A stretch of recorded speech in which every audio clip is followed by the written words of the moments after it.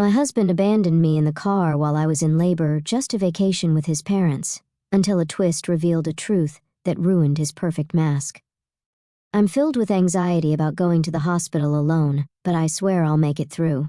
My name is Lisa, and I'm currently 9 months pregnant. This is my first time giving birth, so while I'm nervous, I feel truly blessed to welcome a new member into our family. My husband, David, is a white-collar worker and has weekends off. However, he doesn't offer much support around the house or help with shopping. This is because he usually goes back to his parents' home on weekends. David has a deep bond with his in-laws, and since their home is nearby, he spends almost every weekend there without any specific reason. Since becoming pregnant, I've been cautious about lifting heavy objects. For instance, when buying heavy items like rice, understanding friends often help out. My daily routine starts by waking up early, preparing breakfast for David, and seeing him off to work. Afterward, I do the cleaning and laundry, then head out for any necessary shopping. Once I return home, I start prepping for dinner. Only after finishing these tasks can I finally have some relaxation time. Since taking maternity leave, I've taken up a new hobby, blogging. Every day, I write a diary accompanied by photos I take, such as meals, the blue sky, flowers blooming in the garden, and more. Many friends and acquaintances leave comments, and these moments of journaling have become small daily joys for me. One evening, as I was preparing dinner, my husband returned home. As usual, he carelessly placed his bag and jacket on the sofa, and I tidied them up, hanging them on a coat hanger. "Welcome back. I made hamburgers for dinner," I said. Responding curtly, he headed straight for the bathroom. "I'm going to take a bath," he mumbled. 3 years have passed since we got married, and there has been little kindness or consideration from him.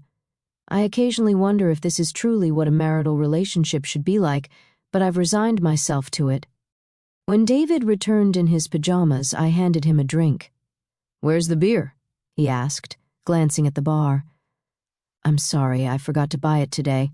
I'll get some tomorrow," I replied. "Seriously? Go to the convenience store now," he said, his demeanor changing immediately as he spoke with evident anger. I was irritated. Why was he asking his pregnant wife to do this? "If you want it so badly, why don't you go get it yourself? It's hard for me to move around with this big belly," I retorted. At that moment, he became even angrier and started shouting, "You're the one who forgot to buy it. It's your job to fix that mistake. Just because you're pregnant doesn't mean you get special treatment." My mother always said it's important to keep moving for the sake of health. Knowing that he doesn't calm down easily when he's angry, I reluctantly decided to go to the convenience store. Once I arrived, I bumped into Sarah, a neighbor. "Oh, Sarah, good evening," I said. "Good evening, Lisa. Did you forget to buy something too?" "I ran out of sauce," she replied. Sarah's cheerful voice slightly lifted my spirits. "My husband really wanted beer and he told me to buy it," I explained. "Why didn't he just go himself?" she asked. "That's what I said, but it didn't get through to him," I sighed. "It sounds like you're having a tough time, Lisa," she said sympathetically. After walking together for a bit, Sarah and I parted ways at a crossroad. When I returned home, David was lounging on the sofa, watching TV, having not even cleaned up after dinner. "Why did it take you so long? What were you dawdling around for?" "Give me the beer," he said in a disgruntled voice. His insensitive remarks made my heart ache. However, I handed him the beer without a word and began cleaning up after the meal. How could he say such things to me, especially when I'm pregnant? I felt the urge to retort, but I didn't want another shouting match, so I remained silent. Afterward, I had my dinner, took a relaxing bath, and headed to the bedroom. The next morning, David acted as if nothing had happened. It seems he's the type to forget everything after a good night's sleep. However, I couldn't forget his words from the previous night and consciously ignored him. "Why are you making that face so early in the morning? Don't take it out on me. I'm heading to work now, so be a bit considerate. You know the importance of appreciation, right?" he said. Due to what he said, I was filled with the urge to retort, "That applies to you, doesn't it?" But out of shock and disbelief, all I could do was sigh deeply and see him off. "Be careful, right?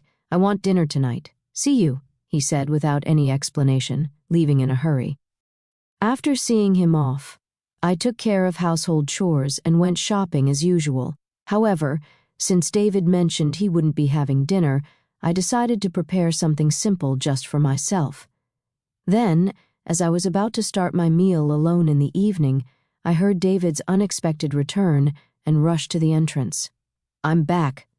"Thanks for your hard work," I said. "But you said you didn't need dinner today, right?"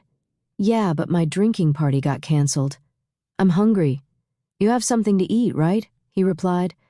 "Well, I only prepared a meal for myself today," I explained. Upon hearing this, David's face contorted with anger. "Didn't you even consider the possibility I might come back? This is unbelievable," he said. Moving to the dining table and seeing the dinner I prepared, his mood worsened. "What do you call this a meal? I seriously question if you're properly doing your duties as a housewife." "Don't waste the money I'm working for," he snapped. I quickly prepared something for myself. "Please don't get mad like this. Maybe you should learn proper cooking from my mom." "Honestly, I've always found your cooking lacking," he added. Again, he always compares me to his mother. Doesn't he realize how hurtful these comparisons can be? "I can't eat this. Go buy something," he demanded. My heart sank further. What does he think of me? It's already night, and I've taken a bath. "Can't you go buy it yourself?" I pleaded. "Forget it. You forgot to buy beer yesterday, didn't prepare dinner today. It's so frustrating." "I'm going back to my parents' place," David said, storming out. Left alone in the house, I strangely felt a sense of relief. The next morning, as I expected, I received an angry call from David's mother. "How can you not serve David a proper meal? This feels like moral harassment, if not worse," she said. I explained what happened yesterday, but she wasn't accepting it, so I apologized and ended the call. After the call, my mood plummeted. Since David wasn't home, I decided to have a leisurely late brunch. However, the thought of David coming back tonight weighed on my mind. Considering yesterday's events, I decided to make tonight's dinner special. I shopped with more care than usual, picking out ingredients and adding David's favorite beer to the cart. I was determined to prepare a dinner that would earn David's praise.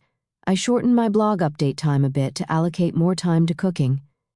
After dedicating ample time to preparations, the table was set beautifully, as if it was a special occasion. Looking at it, I felt a sense of accomplishment and couldn't help but praise myself. With this, he should definitely be satisfied, I thought. I waited patiently in the dining room for David to come home, but as time passed, there was no sign of him. I tried contacting him several times via my smartphone, but there was no response, and I became more worried as the clock continued to tick. 1 hour, then 2 hours passed, and I began to get anxious. Did he possibly go to his parents' house?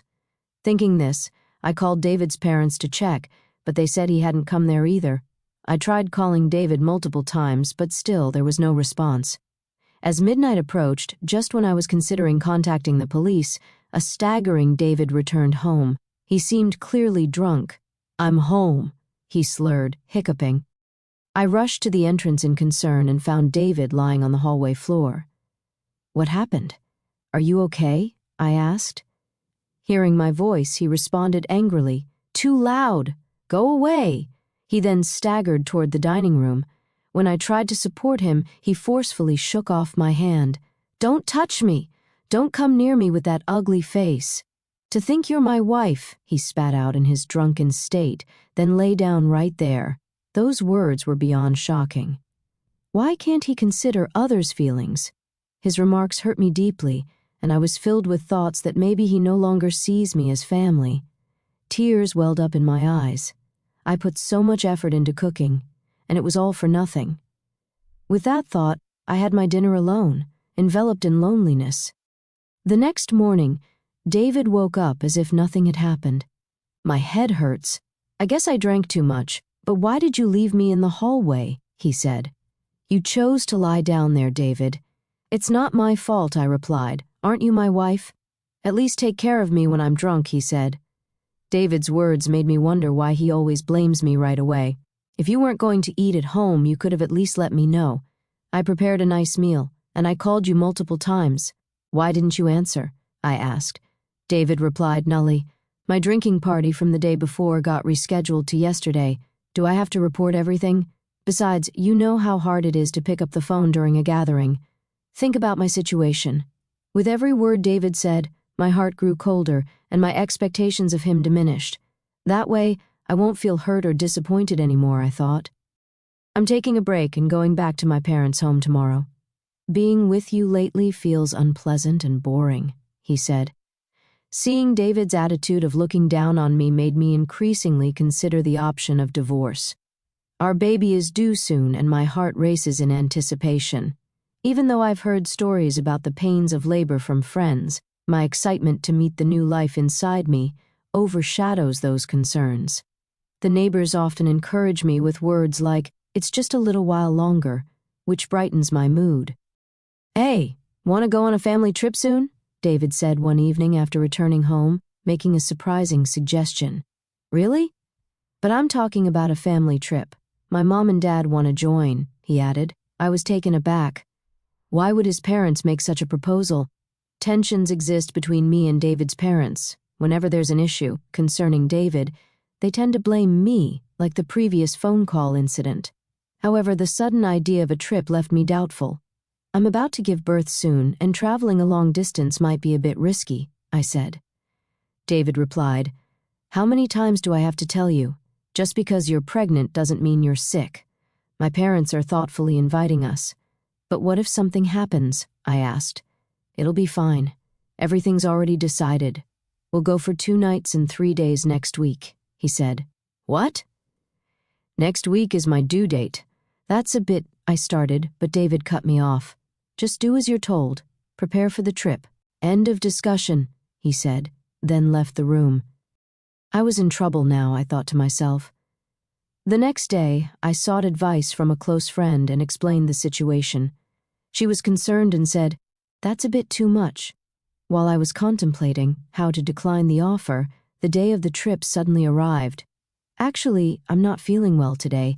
I'm worried about the baby, so I'm going to rest at home," I tried to say as an excuse, but David didn't seem convinced. "Anyway, you can just rest in the car, and you'll be fine, right? Come on, bring the luggage. We're heading to my parents' house, so hurry up," he insisted. As we headed to the car, I was worried and asked, "Is this really okay?" After loading our luggage into the car and sitting in the passenger seat, I felt warmth at my feet. Looking down, I noticed water spreading around them. "Oh my water broke," I said, immediately informing David. "David, I think my water just broke. Please take me to the hospital quickly." Taken aback by the situation, David exclaimed, "Are you serious?" "Yes, I'm serious. We need to go to the hospital now. The baby might be coming," I urged. While trying to clean up the water with a towel in the car, David suddenly opened the passenger door. "David, what are you doing? We need to go to the hospital," I said. "Get out." "You're going to make a mess in the car," he replied. I was in complete shock. "What are you saying?" I asked. "I said get out. I need to clean the car," he repeated, then forcibly pulled me out of the car. In this unbelievable situation, David said, "I can't believe this. We were supposed to be on a family trip. Just go to the hospital by yourself." I was too shocked to say anything, as I called out to David, "Wait, how can you leave me here like this?" He drove away, leaving me behind. Feeling overwhelmed, I quickly dialed for an ambulance. When someone approached asking, "Lisa, are you okay?" It was Sarah, looking concerned. Sarah immediately recognized my predicament and arranged for a special taxi, comforting me throughout. Grateful for her kindness, tears streamed down my face. Soon after, I safely arrived at the hospital, thanks to Sarah's help. On the way, she held my hand and cheered me up, staying by my side until I was taken to my room. While being transferred, I made a silent vow, I will make him pay for this. Even as labor pains grew, Sarah kept holding my hand. Furthermore, she contacted my parents, who soon arrived at the hospital and looked deeply concerned. Sarah whispered to them, "There's something I want to discuss." The 3 then left the room. As the labor pains intensified, my smartphone vibrated from a corner of the room. "Who is it?" I asked, and my parents responded with David's name. They looked displeased, but I took the call anyway. As soon as I answered, I heard a panicky David. "Help me," he said. However, I was in no state or mood to converse with him and promptly ended the call. Despite my parents turning off my phone, David continued to send messages. As labor intensified, I was finally moved to the delivery room. After enduring the pain for some time, I finally heard my baby's cries. Exhausted, I saw my parents and Sarah standing before me with warm smiles. Relieved, I closed my eyes and rested. When I woke up after a few hours of sleep, I found myself lying in the hospital bed. Rubbing my eyes, I noticed my parents sitting next to me, their faces filled with concern. "Are you okay?" my mother asked gently. Still feeling the weight of exhaustion, I couldn't muster the energy to sit up. While my father looked teary-eyed, my mother consoled him, saying, "The postpartum period can be exhausting." Witnessing this heartwarming scene, a smile formed on my face. "How's the baby?" I inquired. My parents informed me that the baby was undergoing some tests but would be back in the room soon. However, I noticed Sarah wasn't present. Responding to my unspoken question, my mother remarked, "Sarah left a little while ago." Thinking about how things might have turned out had Sarah not been there, a feeling of gratitude settled over me. I made a promise with my parents that after being discharged, I would visit Sarah to express my gratitude. Turning on my smartphone to inform my friends about the birth, I was met with an overwhelming number of missed calls, mostly from David. The sheer number left me momentarily stunned, but I felt no hope or expectation from his calls, so I closed the notifications without hesitation. One of my friends visited the hospital room to congratulate me on the birth. As she rejoiced and extended her genuine wishes, I opened up about the recent incidents with David. After hearing the story, she expressed both shock and anger, half-jokingly saying she'd like to punish him a bit, but she also emphasized that my health and rest were paramount. She chatted with me for a while and then left.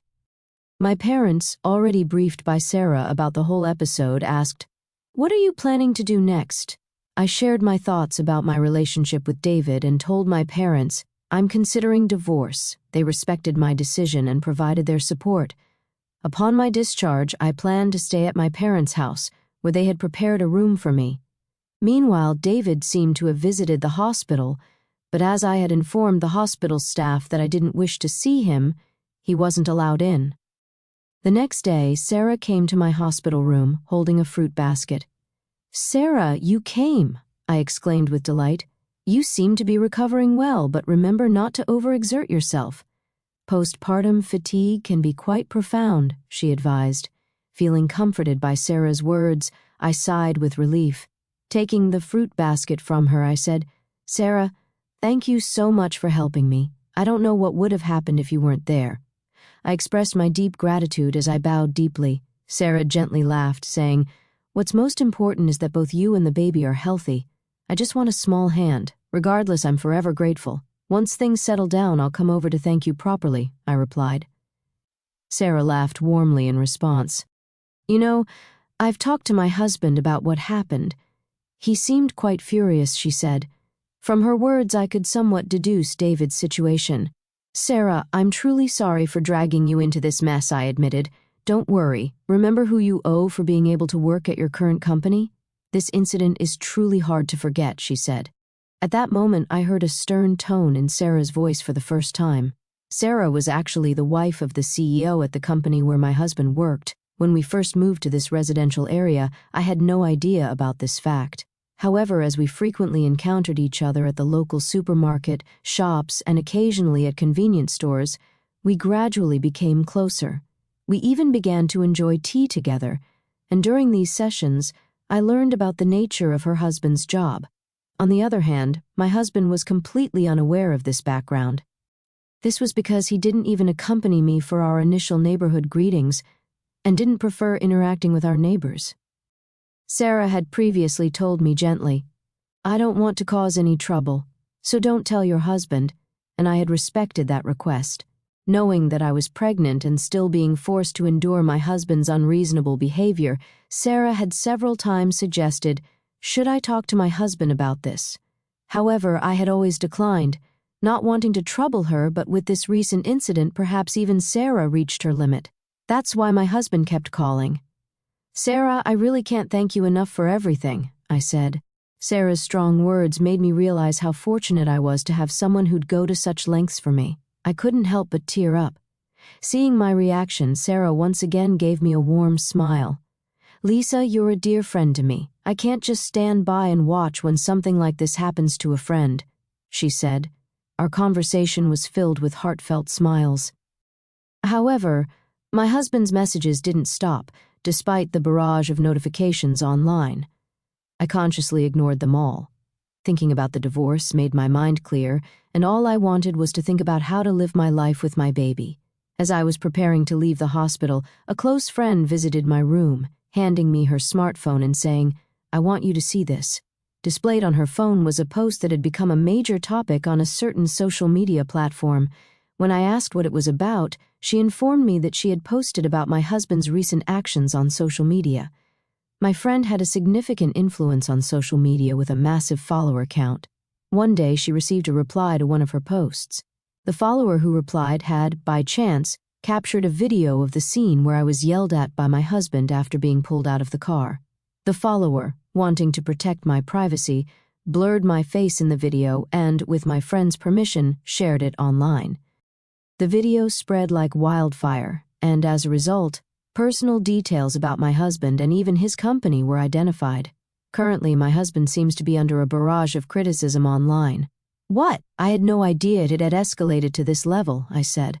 My friend, smiling gently, remarked, "Well, they brought it upon themselves, didn't they? My husband's actions and their consequences were all a result of choices he made."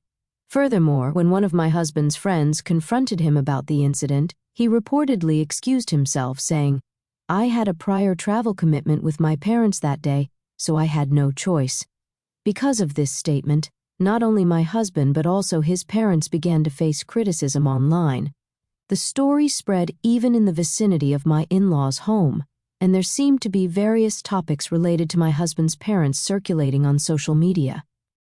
Suddenly, my phone started ringing. When I checked the screen, it was a call from my mother-in-law. "That's from my mother-in-law," I said. My friend, eyeing the screen of my phone with interest, suggested, "Why don't you pick up and give her a piece of your mind?"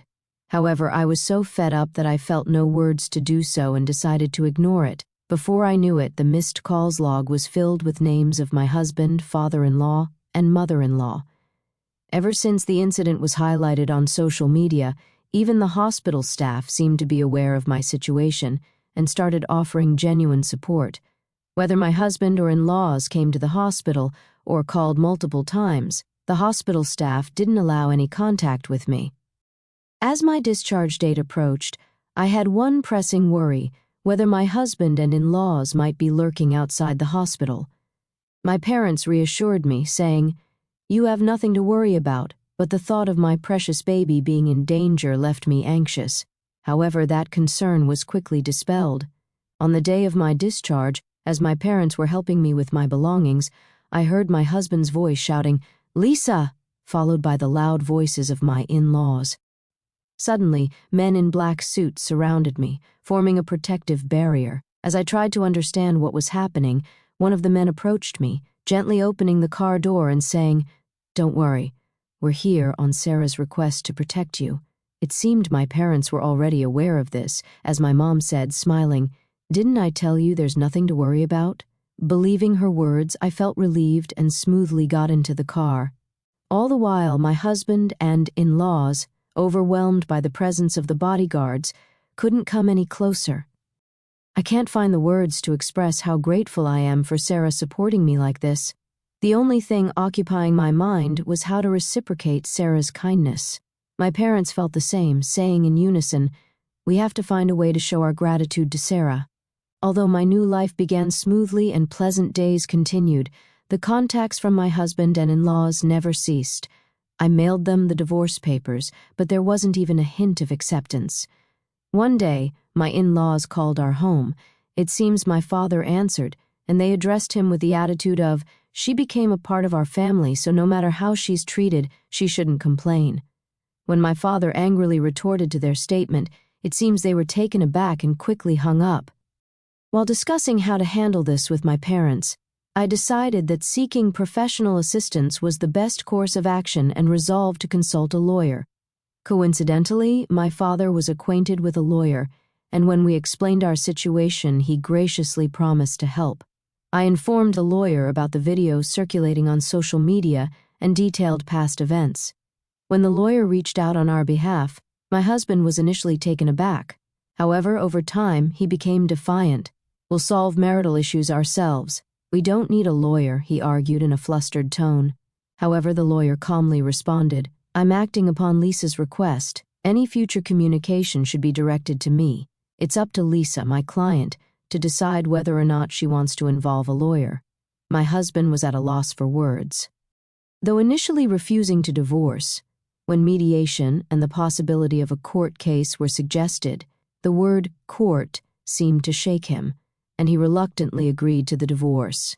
"I have no interest in the child and have no intention of seeing them in the future, so I don't see why I should pay child support. As for property distribution, I did nothing wrong," he claimed irrationally.